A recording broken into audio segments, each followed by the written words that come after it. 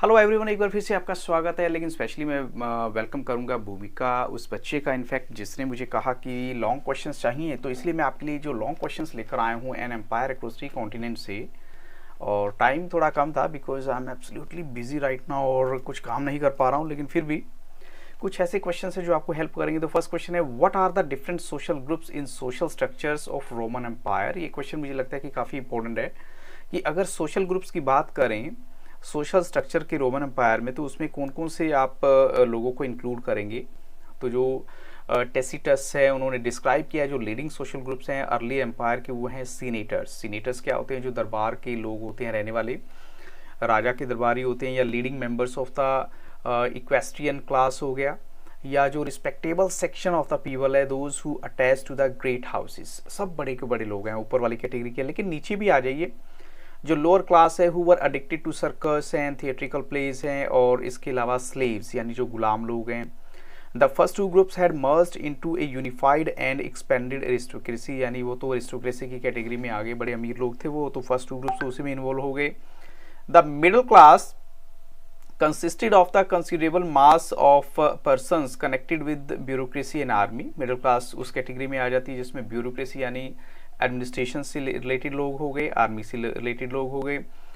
Below them जो vast mass of lower classes है, यानी जो ज़्यादा से ज़्यादा जो गरीब लोग जिस कैटेगरी में आते हैं, लोअर आम जनता आती है, they were known as humiliores, and they comprised of rural as well as industrial labor force and migrant workers, self-employed artisans, casual laborers, यानी आम छोटे छोटे लोग जो काम करने वाले लोग, ये इस तरह की कैटेगरी है।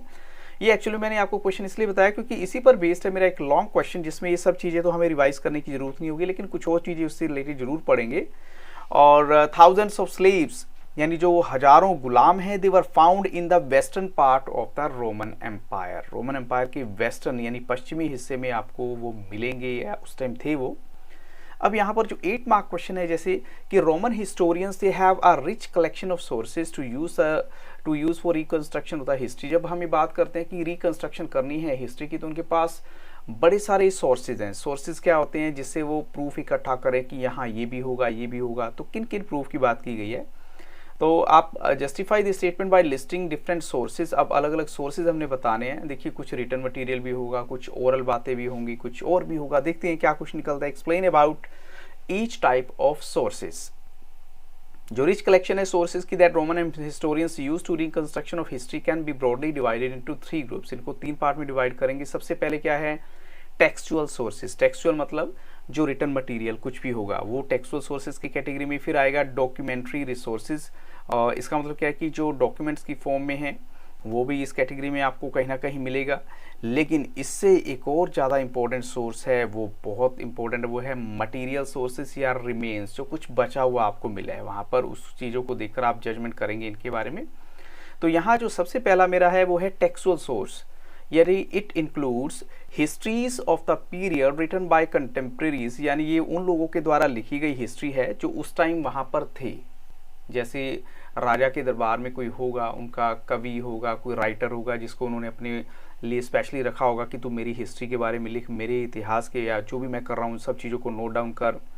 Contemporaries which are usually called annals, उनको एनाल्स बोलते थे बिकॉज जो नैरेटिव कंस्ट्रक्ट की जाती थी ईयर बाय ईयर बेसिस होती है। जैसे हम एनुअल बोल देते हैं, एनुअल भी ईयर बाय ईयर होता है, साल में एक बार होता है। और letters, speeches, sermons, laws and others are part of textual sources that historians used. अब जैसे जो भी एक राजा ने किसी दूसरे राजा को लेटर लिखा होगा, कोई स्पीच दी होगी, कोई सरमन, कोई अच्छी बात बताई होगी, लॉज वगैरह, कानून वगैरह कुछ बनाए होंगे, सब टेक्सचुअल सोर्सेज का एक पार्ट है।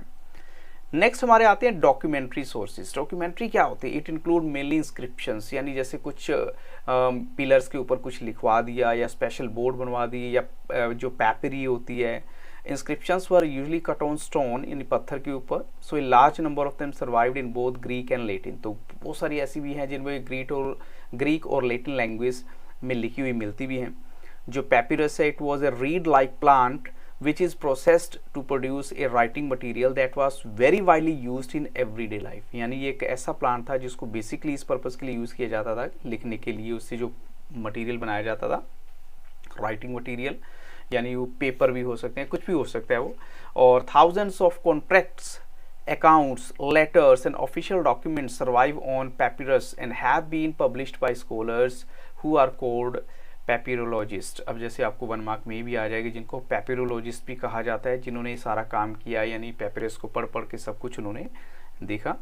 इसके अलावा आता है मटेरियल सोर्सेज जो होते हैं। मटेरियल क्या होता है, जैसे वो लोग चले गए, उनके जो बचे हुए बर्तन हैं या कुछ और चीज़ें मिली हैं, like it includes a very wide collection of items that mainly archaeologist discover by excavation. जैसे खुदाई से आर्कियोलॉजिस्ट जो होते हैं उनको मिलती हैं। एंड फील्ड सर्वे हो गया, बिल्डिंग्स होगी, मॉन्यूमेंट्स होगी, and other kinds of sources या स्ट्रक्चर्स, पॉटरी, कॉइन्स या mosaics, and even entire landscape using aerial photography, या हवा से ऊपर आसमान से ली गई फोटोग्राफी के थ्रू वहाँ देखा उन्होंने कि हाँ यहाँ पर कुछ ऐसा है।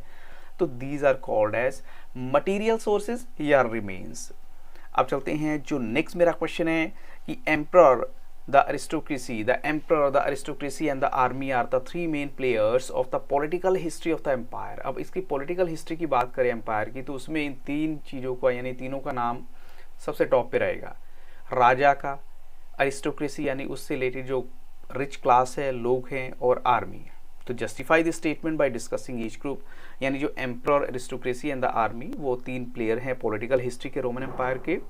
तो उनको हम ऐसे डिस्कस करेंगे। एम्परर, अगर एम्परर को देखें यानी राजा को देखें, तो राजा के बारे में क्या हम पता लगता है कि all the subjects lived in the empire were subjects of a single ruler, यानी जो जनता है वो एक ही राजा के अंडर होती थी, means the emperor. Regardless of कहाँ पर रहते हैं, कौन सी वो लैंग्वेज बोलते हैं, इससे कोई फर्क नहीं पड़ता, बट वो एक ही राजा के अंडर थे।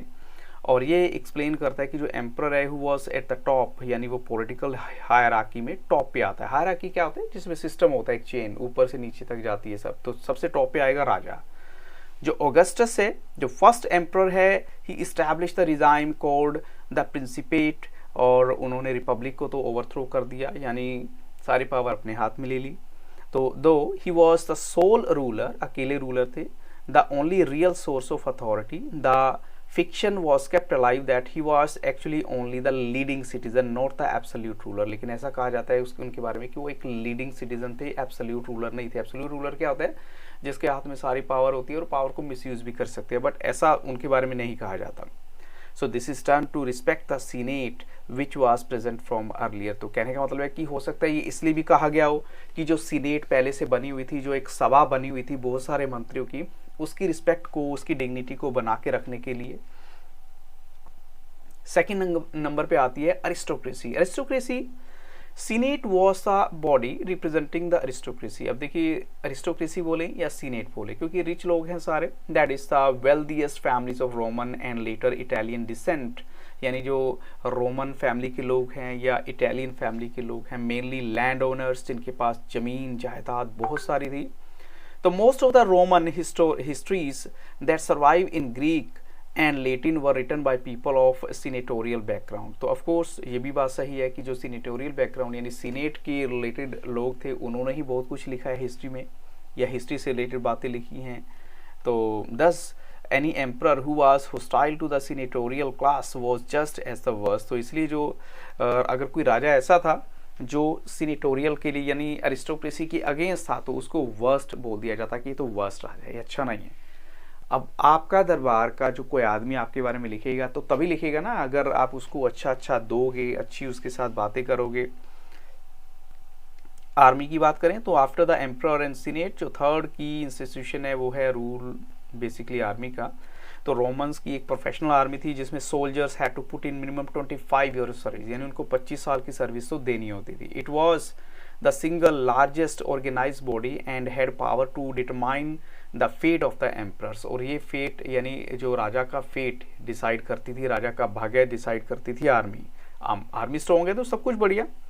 The senate hated and feared the army, वो क्यों सीनेट की उससे नफरत करती थी क्योंकि जब आर्मी ज़्यादा स्ट्रॉन्ग हो जाती थी तो इनको अपने लिए खतरा हो जाता था। तो because it was a source of unpredictable violence and the success of individual emperors depended on their control of the army and when armies were divided it resulted in civil war. लेकिन देखिए ये बात भी है, अगर army किसी बात को लेकर डिवाइड हो जाती थी तो वहाँ सिविल वॉर हो जाती थी। जैसे अगर कुछ लोग एक बात को फेवर कर रहे हैं, कोई दूसरी को, तो दोनों के बीच में लड़ाई झगड़ा होना तो बड़ा कॉमन सी बात हो जाती थी।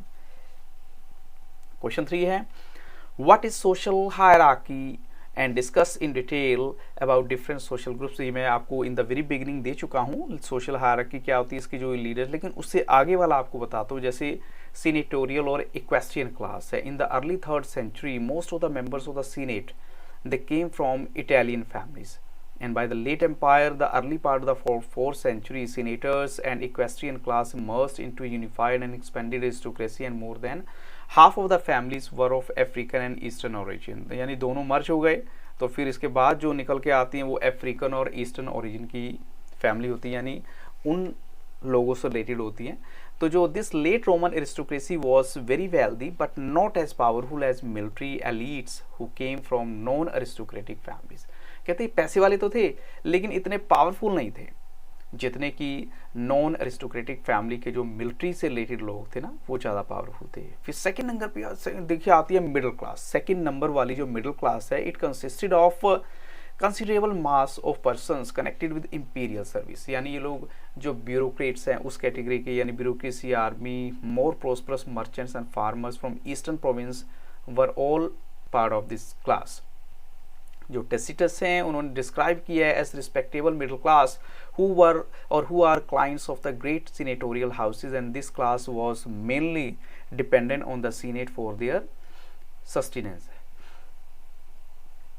लोअर क्लास का ऑलरेडी हम पढ़ चुके हैं कि बिलो द मिडिल क्लास जो है there were the huge mass of lower class, जिनको हम ह्यूमिलियोस कहते हैं। ये ऑलरेडी मैं आपको बता चुका हूँ। तो इनके बारे में बोला गया कि छोटे छोटे काम जो भी हैं ये लेबर उस कैटेगरी में आते थे, और बड़े सारे स्लेव्स ऐसे भी थे जिनको all over the western empire आप देख सकते थे। और Rome, unlike hard workers, slaves had to be fed and maintained throughout the year, which increased the cost of holding this kind of labor। तो अगर आप किसी लेबर को अपने पास रख रहे हो उसको खिलाना पिलाना भी पड़ेगा, ये सब कुछ यहाँ होता था।